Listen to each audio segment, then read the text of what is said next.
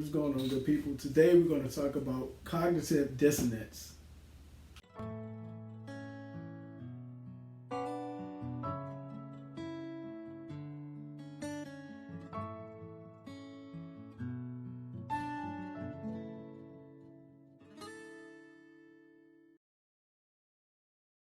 What's going on, good people? It's your boy James Harris, founder of a movement called Mental Heal, author of a book called Man Just Express Yourself, which is an interactive planner guide for boys and men to better express themselves.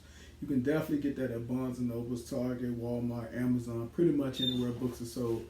Special thanks to my fellow colleagues, therapists who now got this a tool in their lobbies. They use them in practice.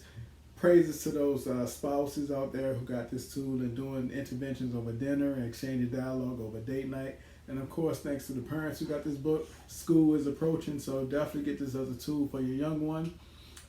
Be sure to like, share, subscribe to this video. Submit me your questions if you have them. Let's continue to move the culture forward. So when we're talking about cognitive dissonance, it's pretty much a term that is a state of discomfort that's felt when two or more modes of thought contradict each other. Like you probably hear about this all the time, or you probably experience it even. The clashing cognitions include ideas, beliefs, or any knowledge that one may behave in a certain way throughout the day, whether it's in the work environment, in school, or anything like that. The theory of cognitive dissonance proposed that people are adverse and inconsistent with their own mindset. It offers one explanation for why people sometimes make an effort to adjust their thinking when it's their own thoughts, words, efforts, behaviors that seem to clash with each other. Though a person may not always resolve cognitive dissonance, they definitely have a range that they may ignore the source of it, like changing your own beliefs and your behaviors within this conflict. So that's why it's definitely important. Let me explain to you how we deal with cognitive dissonance, how we can resolve the uncomfortable feeling that arises when it's our own thoughts and actions that clash with each other. Some responses may be constructive than other thoughts and beliefs and things like that. What causes cognitive dissonance is a different subject now. So we're talking about forced compliance behavior.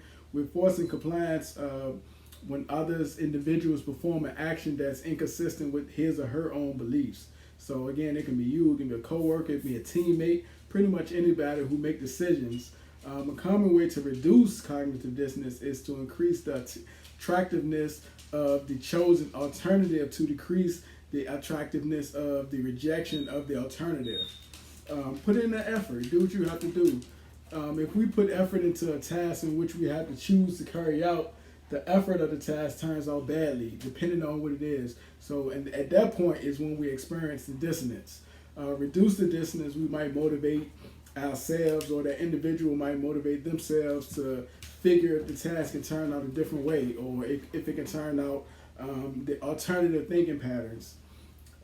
This cognitive dissonance dissonance can be reduced in maybe 1 to 3 ways. I'm going to talk about 3 of them. So changing your existing belief is a positive way that you can do that.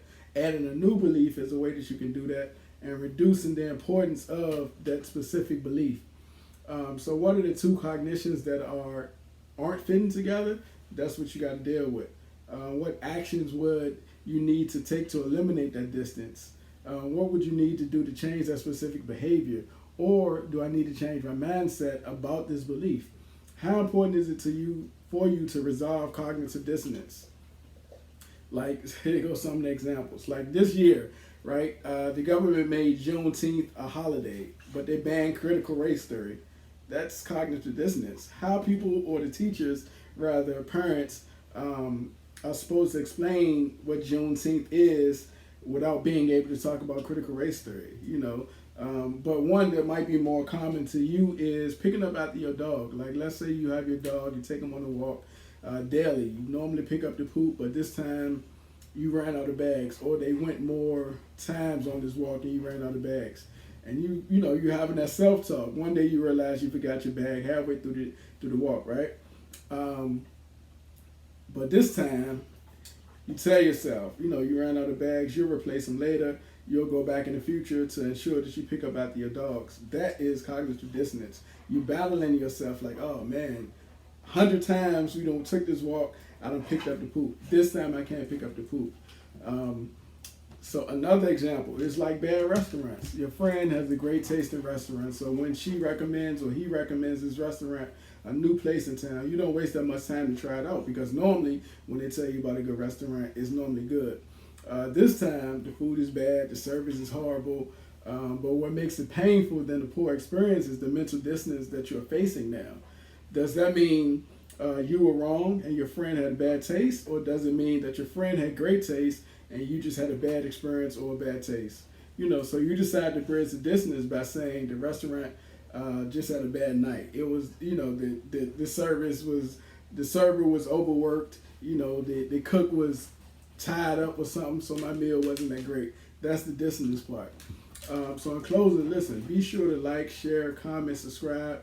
Hit me up, mentoheal.com, www.mentoheal.com. Let me know your questions. Let me know your thoughts. Let me know if you ever experienced cognitive dissonance. I'm sure you have.